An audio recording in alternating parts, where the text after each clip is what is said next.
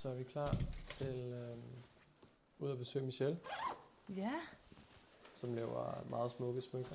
Ja, jeg har faktisk et par af hendes nyeste kollektion. Hun har kun arbejdet i guld, hun begyndte også at arbejde i sølv. Dem har jeg på i dag. Elsker dem. Så er vi landet i Valby. Ja. Har du tænkt over noget, du gerne vil spørge Michelle om i dag? Det har vi så ikke lige snakket om, faktisk. Nej, men jeg tror, at jeg er lidt spændt på, for det første, sådan, at se hendes proces.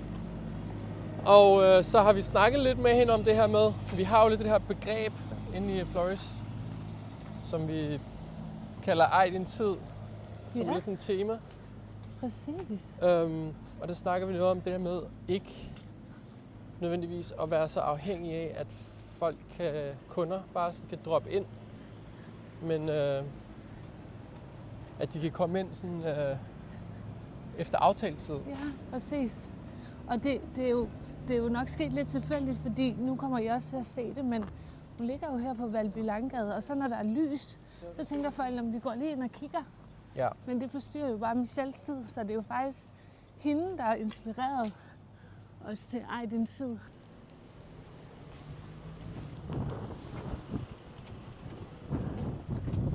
Okay, der er låst. Det gør hun alligevel. Det er godt. Ja, ja. De skal ikke bare kunne komme ind. Hej. Hej Michelle. Tak. Dejligt at Godt, se du har dig. låst. Ja. Jamen det er det, vi snakker lige om det. Hej, hvor er det Ej, fint. hvor er her fint. Og velkommen til. Tak. Ej, og loftet. Det var det, du snakkede om. Elsker det. Det blev du lidt forelsket i. Var der ikke noget med det, da du så det? Ja. Vi bor længere ned ad gaden, Ja. så vi har jo gået forbi mange gange. Der har jo bare ligget andre butikker. Og Ja, så ja, videre, præcis. Og det er jo hele lige passe og så videre. Ja. Ja. Ej. Hvor lang tid er det nu, du har haft den her butik? 2 år. 2 år. Ja. Ja. Ja.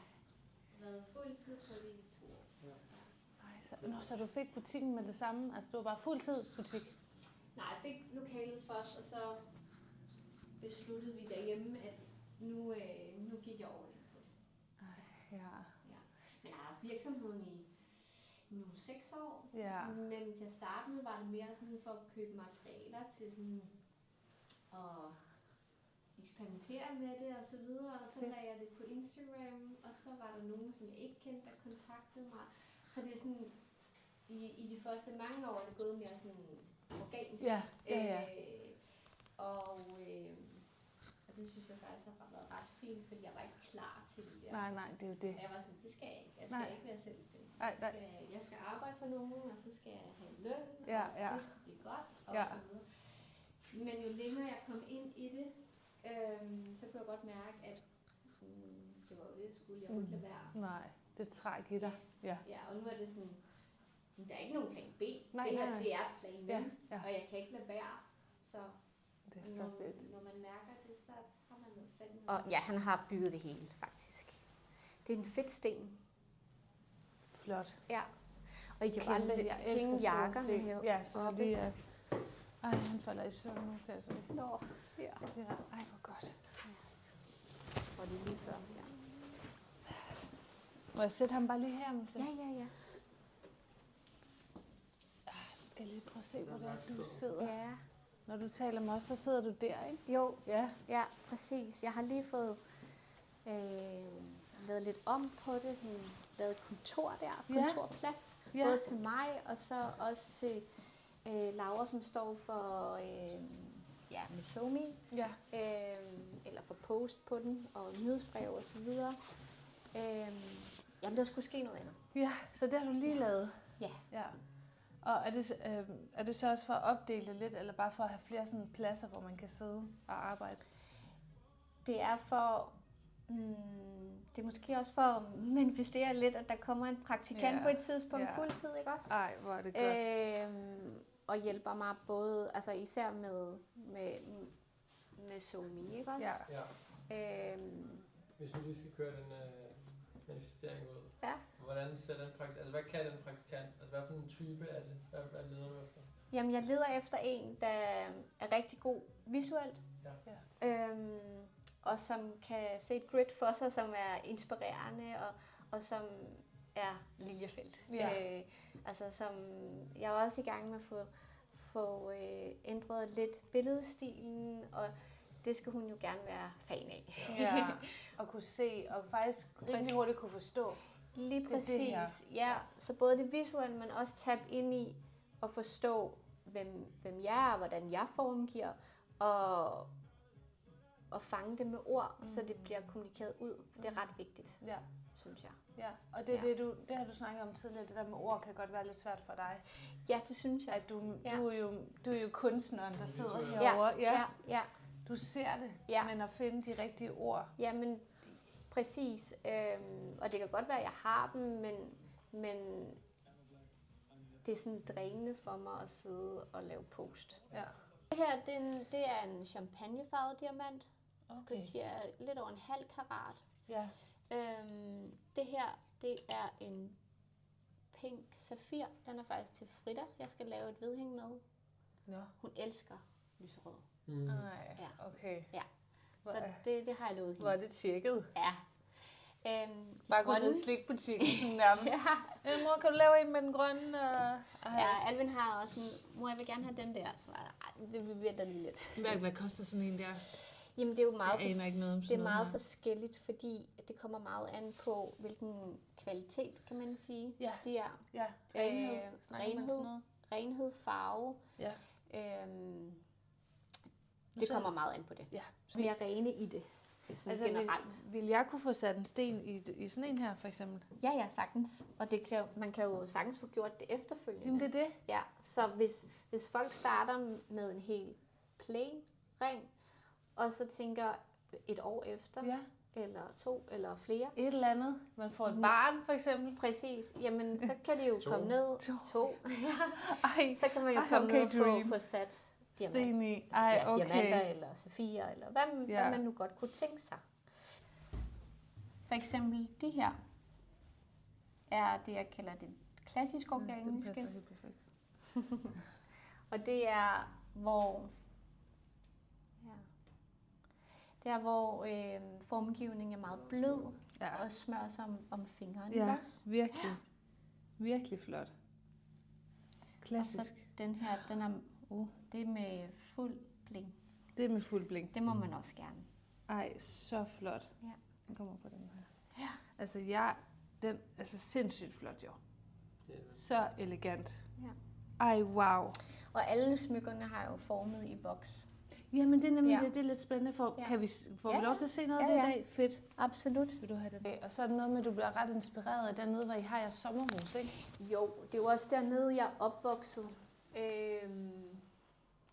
Ja, så jeg er jo vant til at gå lange ture ved vandet og være i naturen og så videre. Ja. Og det er også bare virkelig dejligt at komme derned og bare koble af, fordi der er frisk vind. Altså sådan noget havluft, det er simpelthen det bedste. Så rensende. Det er noget helt andet. Ja. Jamen, det renser jo nærmest. Føler du ikke det sådan? Jo, absolut. Og varmen fra brændeovnen, og det er bare lækkert. Det er med dig, at få sat sten i den her. På et tidspunkt. Ja.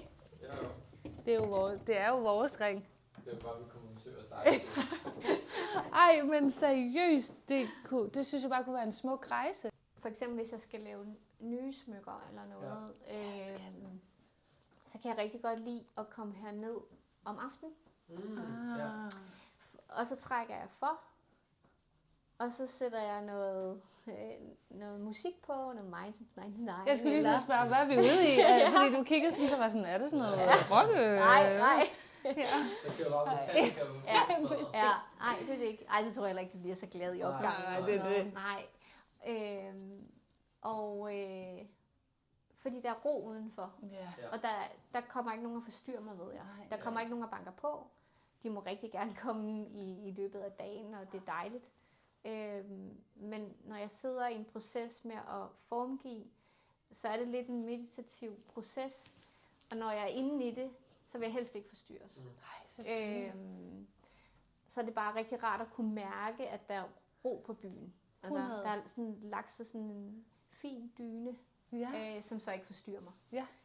Og det er rigtig rart at få i det miljø. Det forstår Ja. jeg så meget. Altså Ja. tilbage til energi og sådan noget, ikke? Det er det. At Ja. der kan du mærke godt, okay, der er en anden ro, du kan Ja. tabe ind i, så du kan gå Fuldstændig. in your zone. Ja. Fuldstændig. Og ja, det er så også det, jeg gør. Det er en virkelig smuk oval diamant på 0,40 karat. Ej, okay. Der er lige et billede her også. Okay. Som jeg godt kunne tænke mig at... Sæt i der. Yes. Så du tjekker selvfølgelig også. Sådan bare lige, for så giver det sådan et godt indblik i, hvor er vi egentlig henne? Hvordan ser det egentlig ud? Ja. Og nu skal man så passe på, at den ikke hopper, ikke også? Ja. Men det er jo ret Okay. fint. Ej, ja. Okay, vildt. Altså, hvordan... Nu kommer der 1000 spørgsmål, fordi du har siddet med det her voks. Ja. Så har du haft den on and off i, eller hvad? Fordi Ja. du skal jo kunne... Ja, Først så skærer jeg det ud fra sådan en blok her. du skal... Okay. Ja. Så filer jeg det til, så bliver det sådan en rund en. Yes. Og så har jeg målt af. Og jeg tænker også lige om lidt, så skal vi lige se, når jeg laver noget grov formulering Ja. i voksen. For nu har jeg en meget klar idé om, hvad den næste ring, jeg gerne vil forme, er. Nej, okay. Ja, så derfor har jeg tegnet små strukturer i, så jeg ved, hvor jeg skal file hen. Normalt, det er ikke altid, der er ikke noget, der er normalt. Nej. Men fordi den står ret klart, så kan jeg gøre det. Så ved jeg, hvad jeg skal gøre. Ja. Du har den i hånden. Ja. Kan du se det? Ja, og jeg kan se den for mig. Ja. Du kunne lave et fashion show, og så kom du med og lagde make-up'en på. Altså, jeg havde jo slet ikke tænkt, at vi lavede mit eget make-up brand. Nej. Men vi kunne næsten have nået det. Altså, hvor at er det var det sjovt. Mild, der Ja, ligesom ja. havde lavet det til hendes show. Nu laver hun det så med Kylie Cosmetics, fordi hun også har lavet noget tøj sammen med hende. Ikke? Okay, Ja. hvor sejt. Crazy! Ja. Jeg var også sådan, okay, hvordan er hun? Ja, Men der er også noget, Hvordan altså, er jeg er hun kæmpe egentlig? Kardashian. Jeg elsker at se Kardashians. Det er sådan min største... guilty pleasure. Ja, Ja, det er også min. er det det? Ja, jeg elsker det. Ej, det er så befriende for mig at møde nogen, der også har det sådan... Altså, småpigedrømme, har jeg lyst til at sige. Fuldstændig. Og så stå sådan en klip til, du bare sådan... Vi realiserede den. Hallo? Vi gjorde det. Ja. Jamen, Rune og jeg talte også om her, lige op til jul jo faktisk, lige inden det blev juleaften, hvor jeg ligesom kunne se, hvem der havde købt smykker, og Ja. der var en del frierier, og der var nogen, der skulle giftes, og der var nogle julegaver, så sad vi bare sådan lige og reflekterede over det. Og så sådan prøv at overveje, at nogle af dine smykker ligger under juletræet, Ja. og de sidder der i juleaften og pakker dem op. Ja. Jeg var bare sådan, gud ja. Ja. Ej, hvor Så er det, jeg får faktisk lige lidt chills af det. ej, hvor er det egentlig vildt. Ja. Ja, Det er så, Ja. der er et eller andet sådan, og det er det der med, når du er så meget i din forretning, så Ja. nogle gange lige at stoppe op og være Ja. sådan, gud, der er jo nogen, der værdsætter, altså der er nogen, der åbner den her gave, og er sådan, ej, Ja. tak, det var Ja. lige præcis det, jeg ønskede mig, og føler sig som den her Ja. prinsesse eller dronning, eller Ja.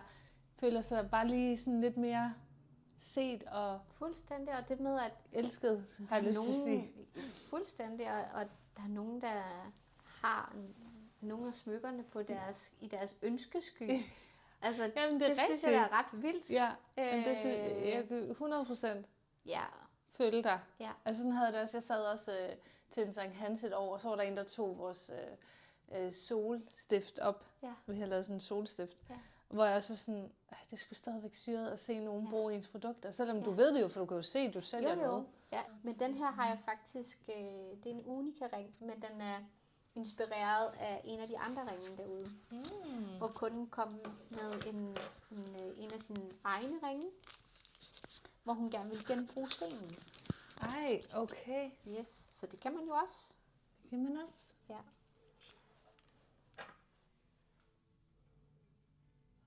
Ej, okay, hvor Så fint. den bliver jo sat der, det jo kommer til at blive ret smukt. Ej, ja. Ej, hvor god idé. Og så kommer den til at sidde, skal vi lige passe på her. Nej, det kan jeg ikke. Den kommer til at sidde på hendes pegefinger, den kommer til at være vildt smuk. Ej, hvor er den flot. Ja. Ej, hvor har det været godt. Det er så hyggeligt. Ja, det var så hyggeligt. Ja. Helt vildt. Vi er kommet ud fra Michelle. Og jeg føler, jeg ved sådan 100% mere om smykkeformgivning og generelt sådan det at lave smykker, end jeg gjorde før. Det er 100%. Jeg elsker virkelig håndværk. Ægte håndværk, Ja. har jeg fundet ud af. Det synes jeg er så charmerende. Ja, Du er okay, skat? Ja, virkelig. og hun er jo sindssygt dygtig. Jeg er til at forklare, og Ja, jeg er til hun er bare dygtig. men det er sjovt det der med, nu talte vi lige med Michelle om til sidst, det her med at formidle og rose hende for, hvor god hun er til at formidle hendes håndværk og sådan. Jamen det føler jeg jo, det har jeg jo aldrig rigtig følt, jeg var. Nej. Så Jeg taler ved vi om godt, det hvad her med vores begrænsninger i vores egen fortælling. Altså hvordan vi tit har en tendens til at begrænse os selv og sige, det er jeg jo ikke god til det her.